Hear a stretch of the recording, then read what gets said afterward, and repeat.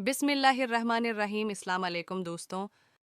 नेक बादशाह और मलका का वाक़या बयान किया जाता है कि किसी मुल्क में एक नेक सीरत बादशाह की हुकूमत थी। वो शाही खजाने से एक पैसा भी अपनी ज़रूरियत के लिए नहीं लेता था। वो कहा करता था कि शाही खजाना अवाम का है और अवाम पर ही खर्च किया जाना चाहिए।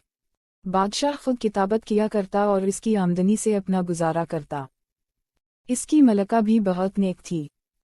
वो घर का सारा काम खुद करती थी, सफाई करती, खाना पकाती, कपड़े सीती, गर्ज घर के सारे कामकाज अपने हाथों से किया करती थी। एक रोज कुछ यूं हवा कि मलका का हाथ रोटी पकाते हुए जल गया। जब बादशाह घर आया तो मलका ने कहा, मुझे एक खादिमा रखने की इजाज़त दी ताकि वो घर के कामकाज में मेरी मदद करे।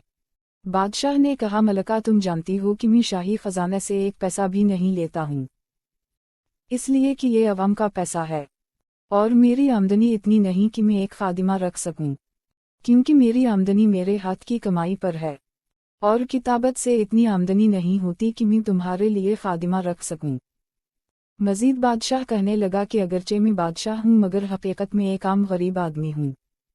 शाही खजाने पर सिर्फ अवाम का हक है, जो सिर्फ अवाम की फलाह के लिए ही खर्च होना चाहिए।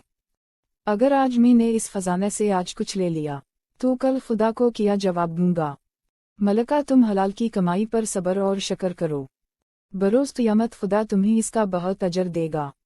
बादशाह की मलका भी चूंकि समझदार और नेक खातून थी, इसलिए फिर दोबारा सुल्तान से इस सिलसिले में कुछ ना कहा और घर के कामकाज खुद करती रहती।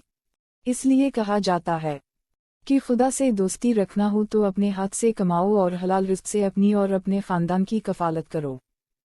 अल्लाह हमारे हुक्मरानों को भी ऐसी समझ अता फरमाए, आमीन। अगर वीडियो पसंद आई हो तो उसको लाइक, शेयर और हमारे चैनल को सब्सक्राइब करें। Thanks for watching.